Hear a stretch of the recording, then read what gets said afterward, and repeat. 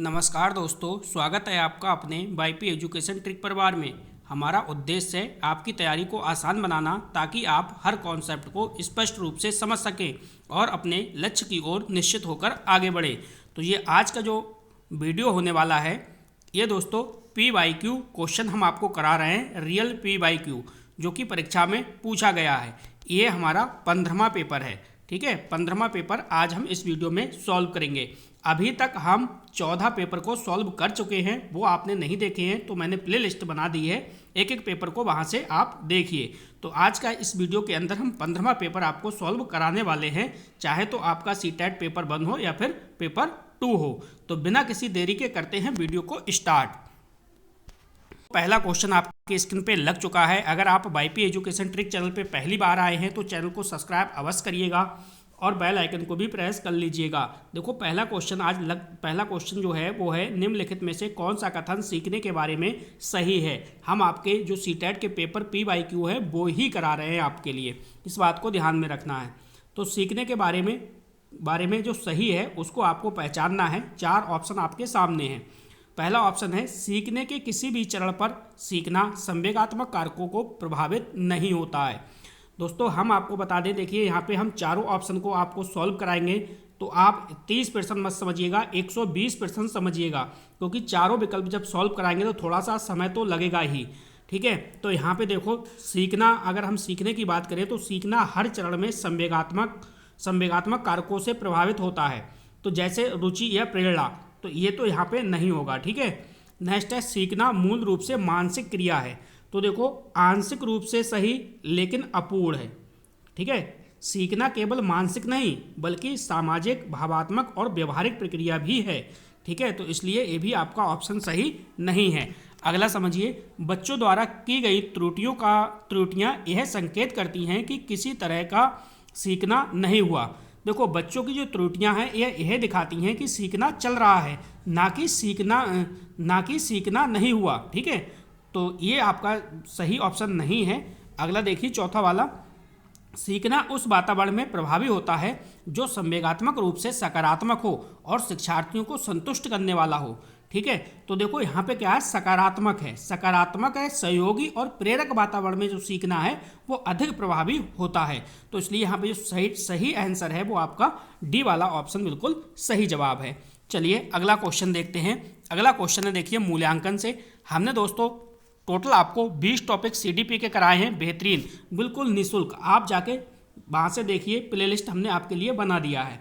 मूल्यांकन यानी असेसमेंट का मुख्य उद्देश्य होना चाहिए। तो मूल्यांकन का मुख्य उद्देश्य क्या होना चाहिए? पहला ऑप्शन है, यह निर्णय लेना कि क्या विद्यार्थी को अगली कक्षा में प्रोन्नत किया जाना चाहिए। देखो केवल अगली कक्षा में प्रोन्नत तय करना यह मूल्यांकन का उद्देश्य नहीं है, ठीक है। नेक्स्ट है, सीखने में होने वाली कमियों का निदान और उपचार करना। देखो मूल्यांकन का जो उद्देश्य होना चाहिए वो सीखने की कमियों की पहचान करके उसका सुधार करना होता है। इसका मतलब ये क्या है, पॉजिटिव है। नेक्स्ट है, शिक्षार्थियों की त्रुटियां निकालना। देखो केवल अगर त्रुटियां निकालना है तो ये मूल्यांकन का संकीर्ण दृष्टिकोण है, तो इसलिए ये भी आपका सही नहीं है। अगला देखो, शिक्षार्थियों की उपलब्धि को मापना, ठीक है। तो देखो ये आंशिक रूप से सही मैं आपको बता दूं, जो उपलब्धि मापना है ये उद्देश्य है लेकिन मुख्य नहीं, ठीक है। सुधार अधिक महत्वपूर्ण होता है। तो यहाँ पे हम सीधे बी ऑप्शन के साथ चलेंगे। बी ऑप्शन अच्छा ऑप्शन है और यही वाला आपका जो है वो सही है। तो चलिए आगे बढ़ते हैं, देखते हैं अगला क्वेश्चन। अगला क्वेश्चन हमारा क्या है? अगला क्वेश्चन देखिए आपसे कह रहा है कि भाई शिक्षार्थी जो पहले सीख चुके हैं उनकी पुनरावृत्ति और प्रक्रिया स्मरण में शिक्षार्थियों की मदद करना महत्वपूर्ण है। क्योंकि क्या है, देखो पूर्व पाठों को दोहराने का एक प्रभावी तरीका है। अब देखो यहाँ पे क्या हो रहा है भाई, पुनरावृत्ति, ठीक है। पुनरावृत्ति से स्मृति क्या है, सुदृढ़ होती है, जिससे सीखना जो है वो स्थायी बनता है। एक मिनट रुकिए, मैंने बी वाले को मैंने समझा दिया, इसे समझो पूर्व पाठों को दोहराने का एक प्रभावी तरीका है, पहला वाला ऑप्शन, यानी पूर्व पाठों को दोहराने का एक प्रभावी तरीका है। तो देखो केवल दोहराना ही इसका उद्देश्य नहीं है, ये आपका सही नहीं है। केवल दोहराना ही क्या है, इसका उद्देश्य नहीं है। यह शिक्षार्थियों की स्मृति को बढ़ाता है, जिससे सीखना क्या है, सुदृढ़ होता है। तो पुनरावृत्ति से स्मृति सुदृढ़ होती है, ठीक है, जिससे क्या है सीखना क्या है स्थायी बनता है, तो ये आपका पॉजिटिव है, ये आपका पॉजिटिव है। नेक्स्ट है, यह किसी भी कक्षा अन्वेषण के लिए एक सुविधाजनक शुरुआत है। तो देखो यह केवल शुरुआत के लिए नहीं बल्कि सीखने को गहरा करने के लिए है, तो ये आपका सही नहीं है। नेक्स्ट है, नई जानकारी को पूर्व जानकारी से जोड़ना सीखने को समृद्ध बनाता है। तो देखो यहाँ पे नई जानकारी जोड़ना महत्वपूर्ण है, पर मुख्य कारण स्मृति सुदृढ़ीकरण है, ठीक है। इसलिए यहाँ पे जो है आपका आंशिक रूप से तो ये सही है, लेकिन पूर्ण रूप से ये सही नहीं है, ठीक है। इसलिए यहाँ पे क्या है आपका बी ऑप्शन सही होगा, ठीक है। बी ऑप्शन इसका बिल्कुल सही जवाब होगा। देखिए आपका आंसर मुझसे पहले आना चाहिए, तब मुझे लगेगा कि आप हाँ CTP सीख रहे हो। मुझसे पहले आपका आंसर आना चाहिए। देखो सृजनात्मक उत्तरों के लिए आवश्यक है, यानी सृजनात्मक उत्तरों के लिए क्या आवश्यक है, मुफ्त उत्तर वाले प्रश्न, मुफ्त उत्तर वाले प्रश्न, यानी मुफ्त उत्तर जो होते हैं, मुफ्त उत्तर प्रश्न जो होते हैं वो छात्रों को सोचने और मौलिक उत्तर देने का अवसर देते हैं। तो यहाँ पे ये क्या है पॉजिटिव है। नेक्स्ट है, एक अत्यंत अनुशासित कक्षा, ठीक है। अत्यधिक अनुशासन जो है वो सृजनात्मकता को दबा सकता है सृजनात्मकता को, तो ये सही नहीं है। प्रत्यक्ष शिक्षण एवं प्रत्यक्ष प्रश्न, प्रत्यक्ष शिक्षण एवं प्रत्यक्ष प्रश्न, तो देखो प्रत्यक्ष शिक्षण सीमित सोच को बढ़ावा देता है, यानी जो प्रत्यक्ष शिक्षण है ये सीमित सोच को क्या है बढ़ावा देता है। नेक्स्ट है, विषय वस्तु आधारित प्रश्न। अब विषय वस्तु आधारित प्रश्न, देखो केवल विषय वस्तु आधारित प्रश्न जो होंगे वो सृजनात्मकता को नहीं बढ़ाएंगे, तो हमारा जो सही आंसर यहाँ पे होगा वो होगा ए वाला, मुफ्त उत्तर वाले प्रश्न। ए ऑप्शन यहाँ पे बिल्कुल सही जवाब हो जाएगा, ठीक है। चलिए अगला क्वेश्चन देखिए क्या कह रहा है। क्वेश्चन अगला भी अच्छा है, क्वेश्चन को पढ़िए और सबसे पहले आपका जवाब आना चाहिए। क्वेश्चन कह रहा है शिक्षार्थियों को के लिए प्रेरित नहीं करना चाहिए। यहाँ पे देखो रिक्त स्थान है, रिक्त स्थान में आपको भरना है। तो क्वेश्चन को पढ़िए, अधिक से अधिक पाठ्य सामग्री क्रियाओं में हिस्सा लेने। तो अधिक सहभागिता सीखने के लिए क्या है ये आवश्यक है, ठीक है। लेकिन यहाँ पे जो क्वेश्चन है वो नेगेटिव में है, ठीक है, प्रोत्साहन नहीं करना चाहिए, तो इसके हिसाब से ये सही नहीं है। शिक्षक जो पूछ सकते हैं उन सभी प्रश्नों के उत्तर याद करने। अब देखो सभी प्रश्नों के उत्तर याद करना रटंत सीख को क्या है बढ़ावा देता है, लेकिन जो क्वेश्चन के हिसाब से ये आपका सही है। अगला देखो, कक्षा के अंदर और बाहर अधिक से अधिक प्रश्न पूछने। अब देखो प्रश्न पूछना जो है वो जिज्ञासा और आलोचनात्मक सोच बढ़ाता है, तो ये भी आपका क्या है पॉजिटिव है, लेकिन यहाँ पे जो क्वेश्चन है वो नेगेटिव है, तो ये आपका ये नहीं होगा। समूह कार्य में दूसरे शिक्षार्थियों के साथ सक्रिय रूप से अंतःक्रिया करने। तो समूह कार्य सामाजिक व सहयोगी सीख को क्या है बढ़ावा देता है, तो ये भी आपका पॉजिटिव है, लेकिन ऑप्शन जो है वो क्वेश्चन जो है वो नेगेटिव है, तो नेगेटिव का आंसर क्या होगा, नेगेटिव होगा आपका बी वाला बिल्कुल सही हो जाएगा। चलिए अगला क्वेश्चन हम देखते हैं।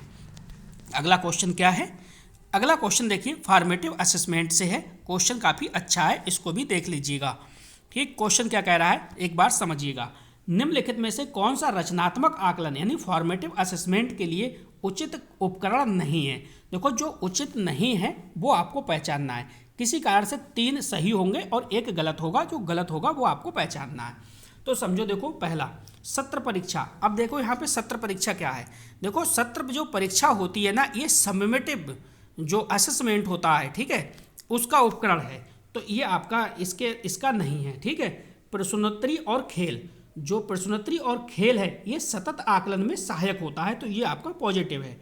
नेक्स्ट है दंत कार्य, ठीक है, तो ये क्या है, देखो जो दंत कार्य जो होता है दोस्तों ये रचनात्मक आकलन का एक अच्छा साधन होता है, तो ये भी आपका पॉजिटिव है। मौखिक प्रश्न, जो मौखिक प्रश्न होते हैं वो तत्काल प्रतिक्रिया देते हैं, तो ये भी आपका सही है। तो ये आपका गलत है क्योंकि ये आपका समेटिव असेसमेंट का ये उपकरण है, ठीक है, तो ए वाला यहाँ पे सही होगा। अगला क्वेश्चन देखो, अगला क्वेश्चन क्या कह रहा है। अगला क्वेश्चन कह रहा है भाई विद्यार्थियों के सीखने में जो रिक्तियाँ रह जाती हैं उनके निदान के बाद, यहाँ पे रिक्त स्थान है होना चाहिए। क्या होना चाहिए, 4 ऑप्शन है, ऑप्शन को एक एक करके समझिएगा, ठीक है। देखो सभी पाठों को व्यवस्थित रूप से दोहराना, यानी सभी पाठ दोहराना क्या है, ये व्यक्तिगत आवश्यकता को नहीं समझता है, तो यहाँ पे क्या है ये नेगेटिव है, सही नहीं होगा। शिक्षार्थी और अभिभावकों को उपलब्धि के बारे में बताना। देखो सूचना देना पर्याप्त नहीं है, सुधार आवश्यक है। सूचना देना पर्याप्त नहीं है बल्कि क्या है, सुधार आवश्यक है। तो यहाँ पे हम इसके भी साथ नहीं चलेंगे। समुचित उपचारात्मक कार्य, अब देखो उपचारात्मक जो शिक्षण है वो सीखने की कमियों को दूर करता है। यानी जो उपचारात्मक कार्य है ये जो है शिक्षण सीखने की कमियों को क्या करता है, दूर करता है। तो हमारा ये वाला ऑप्शन बिल्कुल सही है। ठीक है, आगे भी चेक करते हैं। सघन अभ्यास कार्य, ठीक है, ऑप्शन क्या है, सघन अभ्यास कार्य। तो इसका क्या मतलब है, देखो केवल अभ्यास बिना उपचार के प्रभावी नहीं होता है। तो ये भी आपको ध्यान रखना, केवल अभ्यास है, ठीक है, केवल अभ्यास बिना उपचार के क्या प्रभावी होगा, नहीं होगा, नहीं होता है। तो ये भी आपका सही नहीं है। ठीक है, तो ये क्या होगा, आपका बी ऑप्शन यहाँ पे बिल्कुल सही होगा। ठीक है, तो अभी तक आपने वीडियो को लाइक नहीं करा, वीडियो को लाइक करिए और वीडियो की लिंक को अपने सभी दोस्तों में शेयर करिएगा। टोटल हमने आपको 32 पेपर कराने का निर्णय लिया है। टोटल हम आपको 32 पेपर करा रहे हैं बिल्कुल निःशुल्क यूट्यूब पर। तो देखो क्वेश्चन 8वां, भारतीय समाज की बहुभाषिक विशेषता को देखा जाता है। यहाँ पे रिक्त स्थान है, इसमें आपको भरना है। तो देखो विद्यार्थियों को सीखने के लिए अभिप्रेरित करने हेतु शिक्षक योग्यता की चुनौती के रूप में, तो देखो इसे शिक्षक की चुनौती नहीं माना जाना चाहिए। इसे क्या है, शिक्षक की दोस्तों चुनौती नहीं माना जाना चाहिए। विद्यार्थियों के लिए विद्यालय जीवन को एक जटिल अनुभव के रूप में बनाने के लिए कारक के रूप में, अब देखो इसे जटिलता नहीं बल्कि अवसर के रूप में देखना चाहिए। इसे जटिलता नहीं दोस्तों बल्कि अवसर के रूप में देखना चाहिए। शिक्षण अधिगम प्रक्रिया में बाधा के रूप में, देखो भाषाई जो विविधता की बात हम कर रहे हैं यहाँ पे, तो ये भाषाई विविधता सीखने में बाधा नहीं है। तो इसका मतलब ये भी सही नहीं है। विद्यालय जीवन को समृद्ध बनाने के संसाधन के रूप में, तो जो बहुभाषिकता है ये विद्यालय जीवन को समृद्ध बनाने का एक क्या संसाधन है। तो हमारा जो सही आंसर होगा वो डी ऑप्शन होगा। ठीक है, तो दोस्तों ये देखिए थोड़ा सा आपके लिए इन्फॉर्मेशन है। अगर आपने किसी भी कहीं से भी कोई भी नोट्स नहीं लिया है और आपकी तैयारी भी बिल्कुल नहीं है, तैयारी आपने स्टार्ट नहीं की है, तो आप सीटेट का पेपर चाहे 1 दे रहे हैं चाहे आप 2 दे रहे हैं, ठीक, ये आपके सामने व्हाट्सएप नंबर है, इस नंबर पे आप संपर्क करिए। सारे सब्जेक्ट आपको चाहे पेपर 1 है चाहे आपका पेपर 2 है, सारे सब्जेक्ट का आपके पास आपके लिए कंटेंट मिल जाएगा। और कंटेंट के साथ अगर आप PYQ मिल लेना चाहते हैं तो सभी सब्जेक्ट के आपको PYQ क्वेश्चन भी मिल जाएंगे। तो आप इस नंबर पर संपर्क कर सकते हैं। चलिए आगे बढ़ते हैं। अगला क्वेश्चन देखिए, काफ़ी अच्छा क्वेश्चन है, क्वेश्चन नंबर 9। क्वेश्चन आपसे क्या कह रहा है इसको समझो।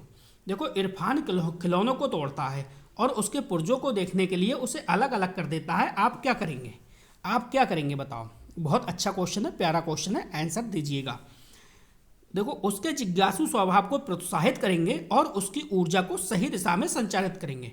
देखो बच्चे का क्या है, बच्चे का जिज्ञासु स्वभाव सीखने का ये संकेत है।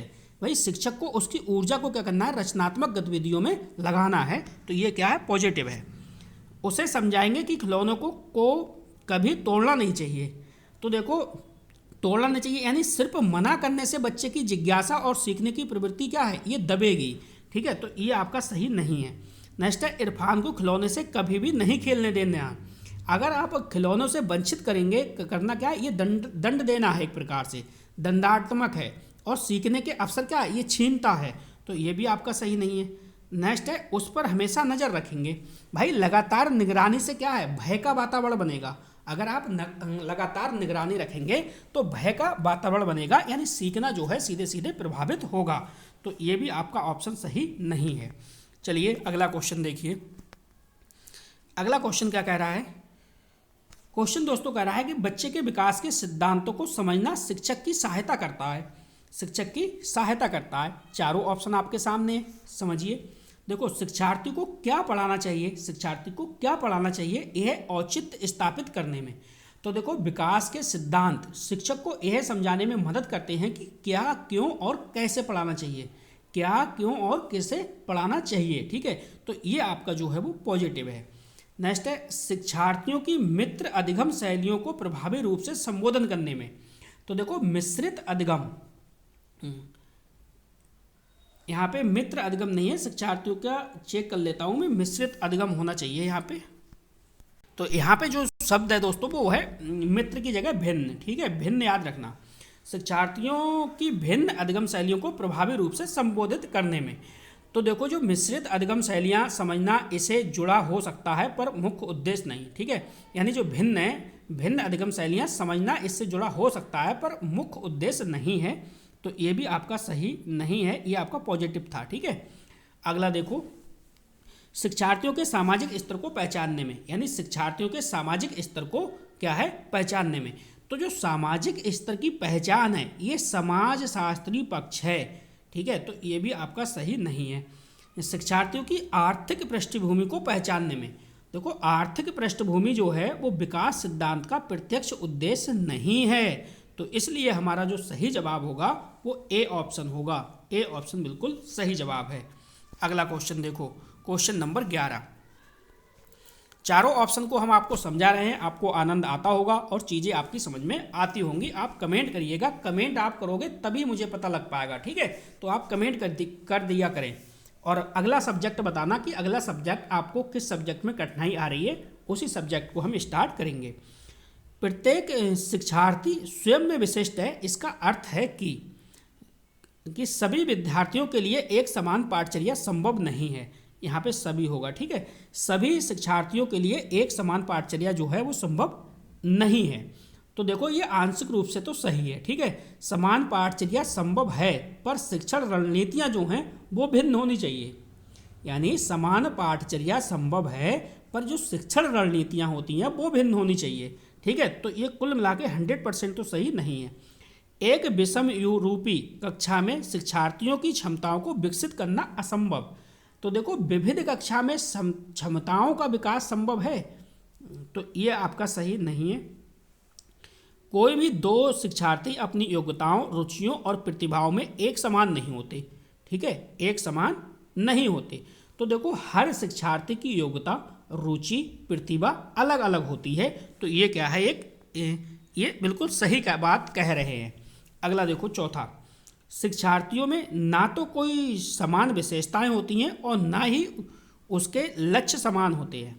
तो देखो कुछ सामान्य विशेषताएं होती हैं, ये कुछ सामान्य विशेषताएं दोस्तों होती हैं और लक्ष्य जो है वो साझा हो सकते हैं, तो ये आपका सही नहीं है। तो जो सही विकल्प है वो आपका सी वाला ऑप्शन है, बिल्कुल करेक्ट आंसर है।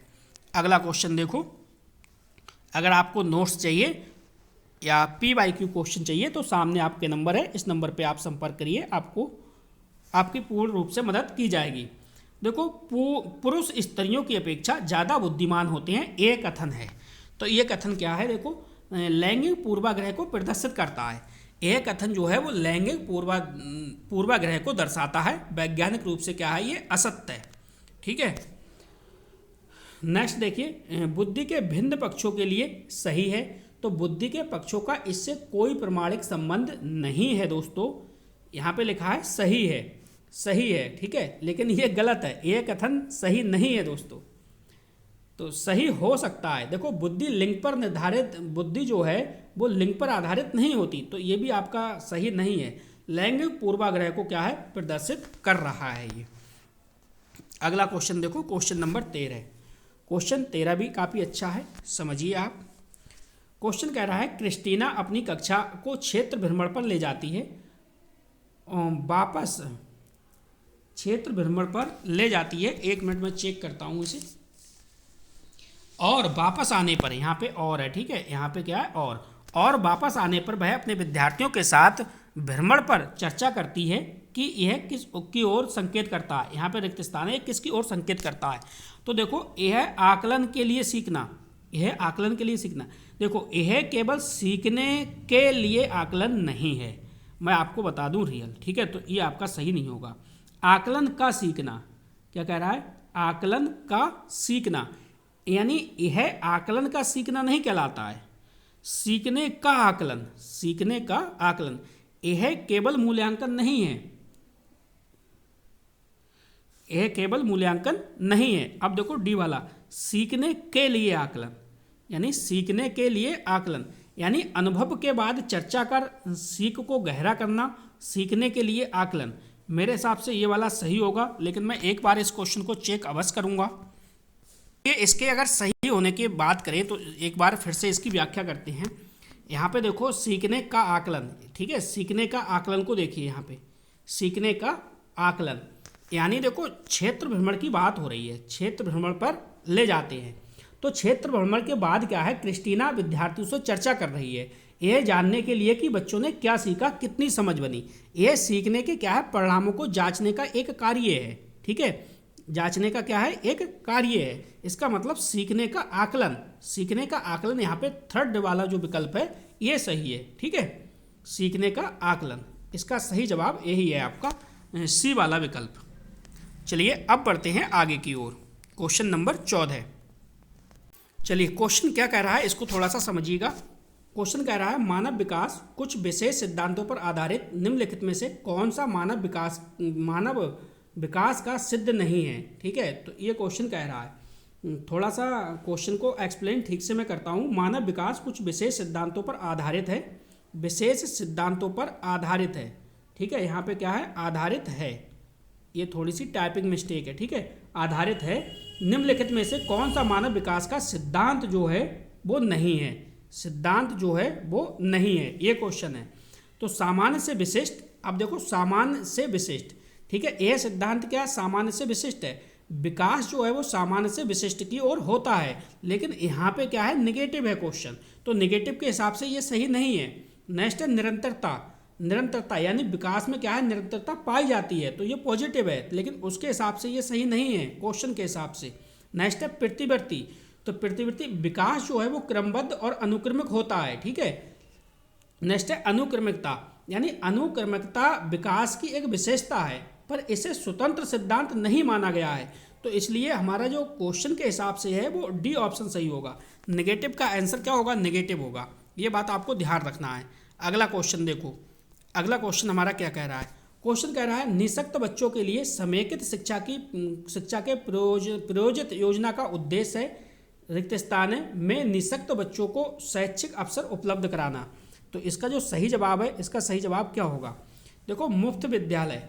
मुफ्त विद्यालय विशेष रूप से समेकित शिक्षा के लिए नहीं होते हैं, ये बात आपको ध्यान रखना है। यानी जो मुफ्त विद्यालय होते हैं, मुफ्त विद्यालय विशेष रूप से समेकित शिक्षा के लिए नहीं होते, तो ये आपका गलत है। ब्लाइंड रिलीफ एसोसिएशन के विद्यालय, ठीक है, तो ये जो है एक विशेष संस्था है, ये विशेष संस्था है ब्लाइंड रिलीफ एसोसिएशन, ये एक संस्था है। नेक्स्ट है नियमित विद्यालय, ठीक है, तो समेकित शिक्षा का उद्देश्य निःशक्त बच्चों को समान विद्यालयों में शिक्षा देना है, इसका मतलब नियमित विद्यालय, ये बिल्कुल सही ऑप्शन है। नेक्स्ट है विशेष विद्यालय। अब देखो विशेष विद्यालय जो है वो समेकित शिक्षा की अवधारणा के एकदम विपरीत हैं, एकदम क्या है, विपरीत है, तो यहाँ पे क्या होगा, सी ऑप्शन होगा। चलिए आगे बढ़ते हैं, देखते हैं अगला हमारा क्वेश्चन क्या है। सीटेट नोट्स के लिए आप इस नंबर पे कॉल कर सकते हैं।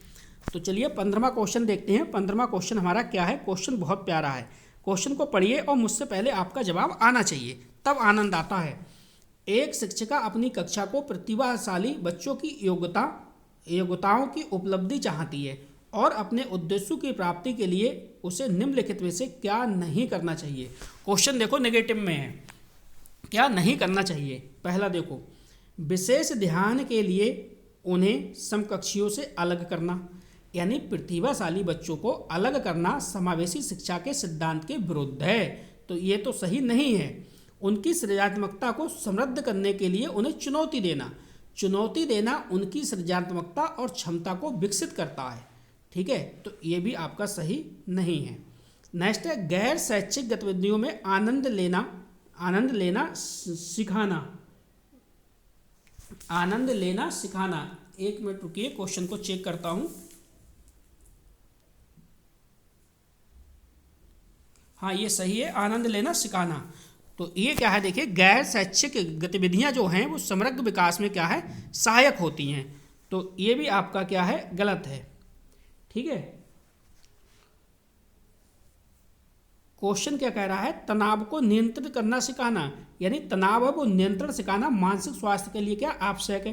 अच्छा पहला वाला ऑप्शन देखो, विशेष ध्यान के लिए उन्हें समकक्षियों से अलग करना, यानी प्रतिभाशाली बच्चों को आप अलग करना समावेशी शिक्षा के क्या है, विरुद्ध है, इसका मतलब ये क्या है, सही है, ठीक है, विरुद्ध है, इसका मतलब क्या है, ये सही है, क्योंकि नेगेटिव का आंसर नेगेटिव होगा। चलो अगला क्वेश्चन देखो,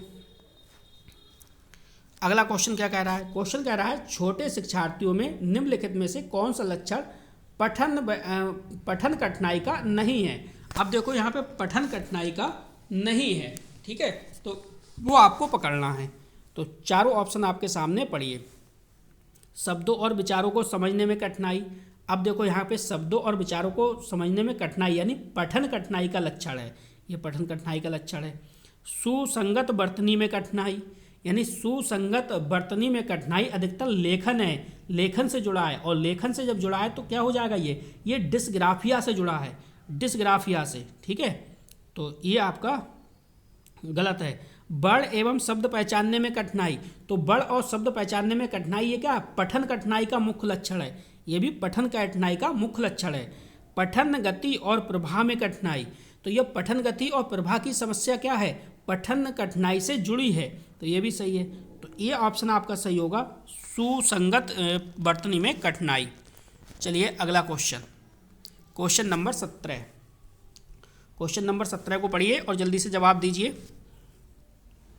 शिक्षार्थियों का आत्मनियमन रिक्त स्थान है की ओर संकेत करता है, किसकी ओर संकेत करता है? देखो विद्यार्थी निकाय द्वारा बनाए गए नियम विनिमय, तो नियम विनिमय जो है वो लोकतांत्रिक प्रक्रिया है, आत्मनियमन नहीं है। क्या ये लोकतांत्रिक प्रक्रिया है लेकिन आत्मनियमन नहीं है।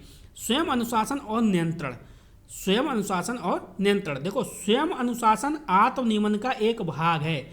स्वयं जो अनुशासन है ये आत्मनियमन का क्या है, एक भाग है, पूर्ण अर्थ नहीं है, पूर्ण अर्थ नहीं है। अपने सीखने का स्वयं पर्यवेक्षण करने की उनकी योग्यता, यानी आत्मनियमन का जो अर्थ होता है दोस्तों, अपने सीखने का स्वयं मूल्यांकन व नियंत्रण करना, तो ये क्या है, सही है। विद्यार्थियों के व्यवहार के लिए विनिमय बनाना, केवल व्यवहार के लिए आत्मनियमन नहीं कहलाता है, ये बात आपको ध्यान रखनी है। तो सी ऑप्शन बिल्कुल सही जवाब है आपका, आपने अपने सीखने का स्वयं पर्यवेक्षण करने की उनकी योग्यता। तो अगला क्वेश्चन देखो, क्वेश्चन नंबर 18। क्वेश्चन क्या कह रहा है? क्वेश्चन कह रहा है निम्नलिखित में से किस कथन को सीखने के लक्षण के रूप में नहीं माना जा सकता? तो सही जवाब आपको पहचानना है। देखो व्यवहार का अध्ययन सीखना है, व्यवहार का अध्ययन सीखना है, तो भाई सीखना जो है वो व्यवहार में परिवर्तन लाता है, इसका मतलब ये आपका सही है, यानी पॉजिटिव है। अन अधिगम भी सीखने का एक हिस्सा है, तो देखो अन अधिगम भी सीखने की प्रक्रिया का हिस्सा है, ये भी सही है। सीखना एक प्रक्रिया है जो व्यवहार में मध्यस्थता करती है, तो सीखना व्यवहार में स्थायित्व लाता है, तो ये भी आपका सही है। सीखना कुछ ऐसी चीज़ है जो कुछ अनुभवों के परिणाम स्वरूप घटित होती है, तो सीखना केवल अनुभवों की घटना नहीं बल्कि स्थायी परिवर्तन है, बल्कि क्या है, स्थायी परिवर्तन है। इसलिए जो सही जवाब है आपका वो क्वेश्चन के हिसाब से डी वाला आपका बिल्कुल सही है। क्वेश्चन के हिसाब से आपका डी वाला जो है वो बिल्कुल सही ऑप्शन है।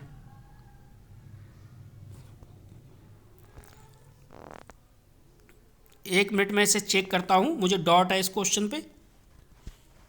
यहाँ पे देखिए समझिए, ये जो है आपका अन अधिगम सीखने का एक हिस्सा है, ये आपका पॉजिटिव है। सीखना एक प्रक्रिया है जो व्यवहार में मध्यस्थता करती है, ये भी पॉजिटिव है। सीखना एक ऐसी चीज़ है जो कुछ अनुभवों के परिणाम स्वरूप घटित होती है, ये भी आपका पॉजिटिव है। लेकिन व्यवहार का अध्ययन सीखना है, ये क्वेश्चन के हिसाब से ये आपका गलत है, यानी ए वाला इसका बिल्कुल सही जवाब है।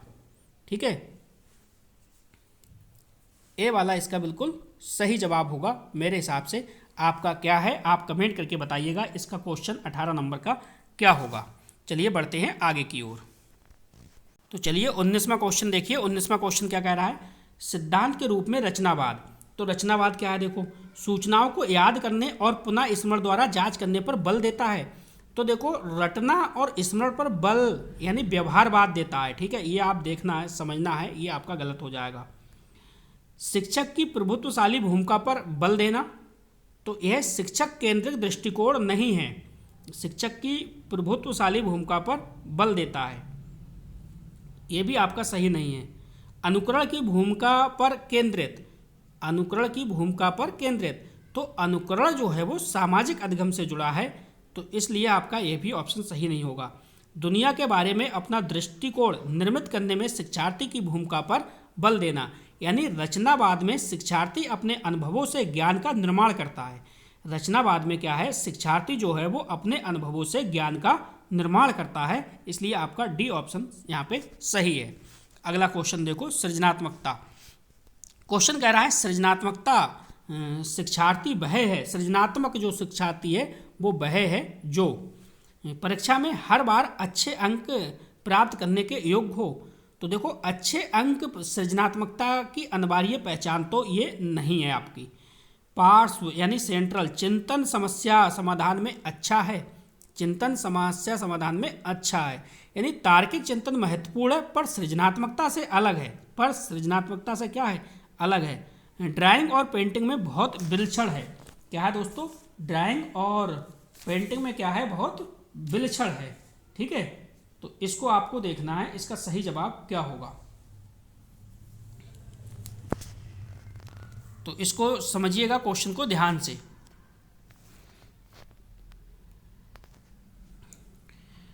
ड्राइंग और पेंटिंग में बहुत विलक्षण है, इसका क्या मतलब है, देखो ड्राइंग और पेंटिंग जैसी गतिविधियां जो होती हैं वो सृजनात्मक अभिव्यक्ति को दर्शाती तो हैं। चलो डी देखते हैं, बहुत बुद्धिमान है, तो केवल बुद्धिमान होना ये सृजनात्मकता होना नहीं है। और बी और सी को अब देखते हैं एक बार। ठीक है, पार्श्व सेंट्रल चिंतन और समस्या समाधान में अच्छा है। ठीक है, तो इसका क्या मतलब है, इसको थोड़ा सा हम देख लेते हैं, एक सेकेंड। क्वेश्चन अच्छा है, यानी सृजनात्मक जो विद्यार्थी है वह है जो पार्श्व चिंतन और समस्या समाधान में क्या है, अच्छा है। तो मेरे हिसाब से दोस्तों यहाँ पे बी ऑप्शन बिल्कुल सही होगा, सी नहीं होगा। क्या होगा, ये वाला सही होगा, चिंतन और समस्या समाधान में अच्छा है, बी ऑप्शन यहाँ पे सही है। अगला क्वेश्चन देखो, अगला क्वेश्चन क्या कह रहा है, अवधारणाओं का विकास मुख्य रूप से का हिस्सा है, किसका हिस्सा है। चलिए क्वेश्चन को पढ़िए और समझिएगा, क्या ये शारीरिक विकास है या संवेगात्मक विकास है या फिर सामाजिक विकास है या फिर बौद्धिक विकास है। तो यहाँ क्या आएगा, क्वेश्चन नंबर 21। देखो, शारीरिक विकास से अवधारणाएं सीधे नहीं बनती, जो शारीरिक विकास है इससे अवधारणाएं जो हैं वो सीधी नहीं बनती। नेक्स्ट है संवेगात्मक विकास, तो जो संवेगात्मक विकास है वो भावनाओं से जुड़ा होता है, किससे, भावनाओं से।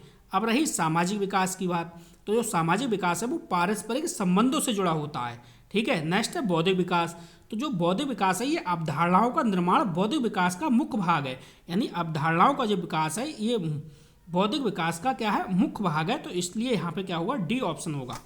अगला क्वेश्चन, क्वेश्चन नंबर 22 देखिए। क्वेश्चन क्या कह रहा है, एक बार इसको समझो। व्यक्तिगत शिक्षार्थी एक दूसरे से रिक्त स्थान में भिन्न है, विकास क्रम में है, विकास की सामान्य क्षमता में, या वृद्धि एवं विकास के सिद्धांतों में, या फिर विकास की दर में। तो जल्दी से कमेंट करिए, इसका जो सही जवाब है वो यहाँ पे क्या आएगा। देखो विकास क्रम, इसको समझो, विकास क्रम क्या है। देखो विकास क्रम है समानता समान होता है, विकास क्रम समानता समान होता है। ठीक है, नेक्स्ट है विकास की जो सामान्य क्षमता है, तो सामान्य क्षमता जो है वो समान मानी जाती है। बुद्धि एवं विकास के सिद्धांत, तो सिद्धांत सभी पर समान लागू होते हैं, सिद्धांत जो है वो सभी पर समान लागू होते हैं। विकास की दर, अब देखो जो शिक्षार्थी है, शिक्षार्थी की विकास की दर का मतलब क्या है, रेट यानी गति, विकास की गति। विकास की गति भिन्न होती है, विकास की गति क्या है, भिन्न होती है। तो यही तो कह रहा है, देखो व्यक्ति शिक्षार्थी एक दूसरे से विकास की दर में क्या है, भिन्न होते हैं। तो आपका डी वाला बिल्कुल सही जवाब है। अगला क्वेश्चन देखो, क्वेश्चन नंबर 23। क्वेश्चन क्या कह रहा है, क्वेश्चन को पढ़िएगा अच्छे से और इसके बाद आपको समझना है। क्वेश्चन को पढ़िए, बच्चे के उचित विकास को सुनिश्चित करने के लिए उसका स्वस्थ शारीरिक विकास का एक महत्वपूर्ण आवश्यकता है, ये कथन है। तो ये कथन है, क्या है ये कथन, समझो। सही है क्योंकि विकास क्रम में शारीरिक विकास सबसे पहले स्थान पर आता है। दोस्तों शारीरिक विकास सबसे पहले आता है, यह कहना सही नहीं है, यह कहना आपका सही नहीं है। सही है क्योंकि शारीरिक विकास विकास के अन्य पक्षों के साथ अंतर संबंधित है, तो ये बिल्कुल सही है, आपका पॉजिटिव है, क्योंकि शारीरिक विकास अन्य सभी विकास पक्षों से अंतर संबंधित है। नेक्स्ट है गलत है क्योंकि शारीरिक विकास विकास के अन्य पक्षों को किसी भी प्रकार से प्रभावित नहीं करता। तो जो शारीरिक विकास है, शारीरिक विकास अन्य पक्षों को प्रभावित करता है, अन्य पक्षों को क्या है, प्रभावित करता है। नेक्स्ट देखो चौथा वाला विकल्प गलत हो सकता है क्योंकि विकास नितांत व्यक्तिगत मामला है, तो विकास जो है वो व्यक्तिगत होते हुए भी परस्पर जुड़ा होता है। तो ये भी ऑप्शन आपका सही नहीं है, बी ऑप्शन बिल्कुल सटीक सही है। अगला क्वेश्चन देखो, क्वेश्चन नंबर 25। क्वेश्चन नंबर 25 पे पहुंच चुके हैं। एक क्वेश्चन पे डबल जो टाइप हो गया था, ठीक है। तो यहाँ से अब 25वां क्वेश्चन शुरू होगा। क्वेश्चन पढ़िए। प्याजे को आप नहीं छोड़ोगे कभी भी, प्याजे के बिना तो पेपर छपेगा ही नहीं, ये बात आपको ध्यान रखनी है। तो प्याजे कम से कम 3 नंबर आपको देके जाएगा पेपर में, इसको रटिएगा, याद करिएगा, समझिएगा। प्याजे के अनुसार विकास की पहली अवस्था जन्म से 2 वर्ष आयु के दौरान बच्चा सबसे बेहतर सीखता है। तो सबसे बेहतर सीखता है, देखो जन्म से 2 वर्ष की बात हो रही है, विकास की पहली अवस्था की बात हो रही है, ये बात आपको ध्यान रखना है। तो सबको याद है, इसमें हम ज़्यादा समय बर्बाद नहीं करेंगे कि भैया जन्म से 2 वर्ष की आयु की बात हो रही है, तो इंद्रियों के प्रयोग के द्वारा बच्चा सीख रहा है। तो यहाँ पे ज़्यादा भी लंबी चौड़ी बात नहीं होगी, ठीक है। सबको याद मैंने करा दिया है, रटा दिया है ये क्वेश्चन। सबसे अधिक गहन और जटिल सामाजिकरण होता है। सबसे अधिक गहन और जो जटिल सामाजिकरण है वो होता है। तो पहला ऑप्शन है पूर्व बाल्यावस्था के दौरान। समझो, इस अवस्था में सामाजिकरण अपेक्षाकृत स्थिर हो जाता है। क्या हो जाता है? स्थिर हो जाता है, ठीक है। तो हम ए के साथ नहीं जाएंगे। प्रौढ़ावस्था के दौरान, तो प्रौढ़ावस्था में क्या होता है? इस अवस्था में जो सामाजिकरण है वो अपेक्षाकृत स्थिर हो जाता है, ठीक है। लेकिन जो पूर्व बाल्यावस्था है, सॉरी, इसको एक बार फिर से देखिएगा। पूर्व जो बाल्यावस्था के दौरान है, यहाँ सामाजिकरण जो प्रारंभिक होता है, ठीक है, प्रारंभिक होता है, पर सबसे जटिल नहीं होता, इसलिए ये आपका सही नहीं है। प्रौढ़ावस्था के दौरान क्या है? देखो इस अवस्था में सामाजिकरण वो जो है वो अपेक्षाकृत स्थिर हो जाता है, तो ये भी आपका समय जो ज़्यादा अच्छा नहीं है विकल्प। व्यक्ति के पूरे जीवन में, तो दोस्तों सामाजिकरण है वो जीवन भर चलता है, पर प्रश्न सबसे अधिक गहन पूछ रहा है ना, कि सबसे अधिक गहन और जटिल सामाजिकरण जो है वो होता है, तो इसलिए ये भी आपका सही नहीं है, ठीक है। सबसे अधिक गहन की बात कर रहा है वो। तो किशोरावस्था के दौरान, तो देखो किशोरावस्था में किशोरावस्था में क्या होगा? पहचान है, मित्र समूह है, मूल सामाजिक भूमिकाएं तीव्रता से बदलती हैं। तो यहाँ पे क्या है, हम डी ऑप्शन के साथ चलेंगे। किसके साथ चलेंगे? डी ऑप्शन के साथ चलेंगे। चलिए अगला क्वेश्चन बहुत अच्छा है और बार बार पेपर में छपने वाला क्वेश्चन है।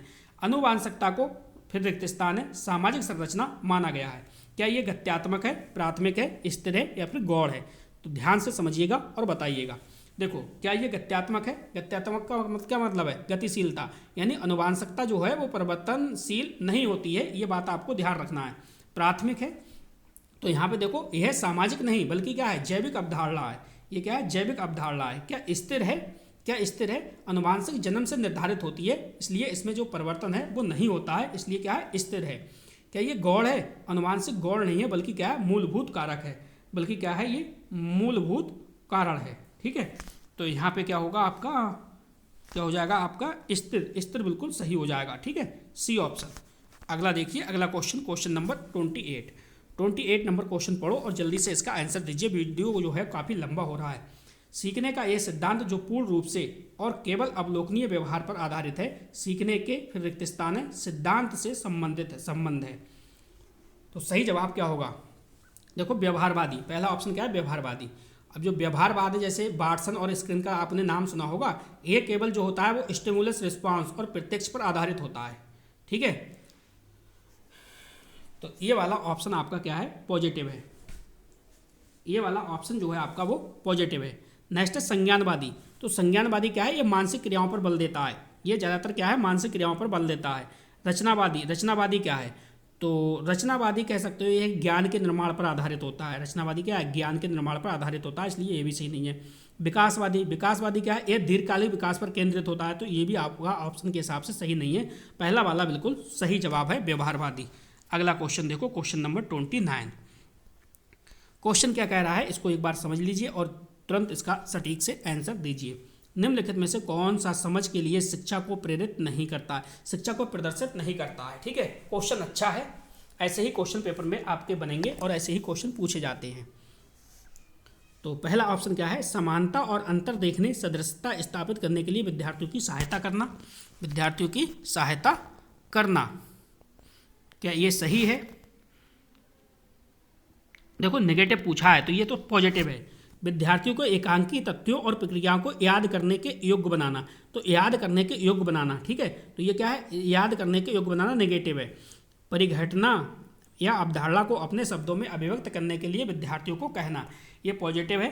नियम कैसे काम करता है इसे स्पष्ट करने हेतु उदाहरण उपलब्ध कराने के लिए विद्यार्थियों को पढ़ाना, ये भी पॉजिटिव है। तो याद करना ये क्या है, नेगेटिव है। ठीक है, बी ऑप्शन इसका बिल्कुल सही जवाब होगा। क्वेश्चन नंबर 30 देखिएगा। 30 क्वेश्चन क्या कह रहा है, 30वां क्वेश्चन कह रहा है निम्नलिखित में से कौन सी विशेषता आंतरिक रूप से अभिप्रेरित बच्चों के लिए सही नहीं है। अब देखो यहाँ पे आंतरिक रूप की बात की है, इसने क्या किया, आंतरिक रूप की क्वेश्चन को पहचानिएगा और बताइएगा। क्वेश्चन बहुत बेहतरीन है, ठीक है, क्वेश्चन बहुत बेहतरीन है। इसका सही जवाब आप दे के जाइएगा, 100% सही जवाब इसका दे के जाइएगा। ये क्वेश्चन पेपर में छपने वाले क्वेश्चन है।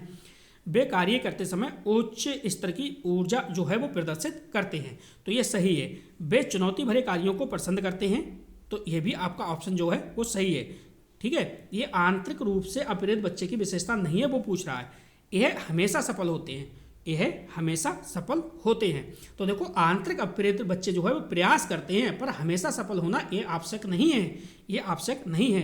नेक्स्ट है उन्हें कार्य में आनंद आता है, तो बिल्कुल सही बात है, उन्हें कार्य करने में आनंद आता है। ये आंतरिक अभिप्रेरणा की क्या है, पहचान है। ये आंतरिक अभिप्रेरणा की क्या है, पहचान है। तो ये डी विकल्प भी सही है, ये भी सही है और ये भी सही है। इसका मतलब सी ऑप्शन नेगेटिव का आंसर क्या होगा, नेगेटिव होगा। इस प्रकार से देखिए हमने 30 क्वेश्चन को बिल्कुल आपके कवर कर लिया है। और हम आपको बता दें, अगर आप वाईपी एजुकेशन ट्रिक चैनल से जुड़ना चाहते हैं, नोट्स वगैरह लेना चाहते हैं, PDF लेना चाहते हैं, या फिर आपको PYQ क्वेश्चन लेना चाहते हैं, तो आप इस नंबर पर संपर्क कर सकते हैं। हमने टोटल आपको बता रहे हैं, हम आपको टोटल 32 पेपर हम आपको सीटेट के सॉल्व करा रहे हैं। ठीक है, तो इस सीरीज का आप हिस्सा अवश्य बनिएगा। सीटेट के जितने भी 20 इंपॉर्टेंट टॉपिक हैं वो सारे के सारे टॉपिक मैंने कवर आपको करा दिए हैं, प्लेलिस्ट से आप जाके देख लीजिएगा। तो बस इस वीडियो में इतना ही था। वीडियो देखने के लिए आपका बहुत बहुत धन्यवाद। मिलते हैं नेक्स्ट वीडियो में। Thank you.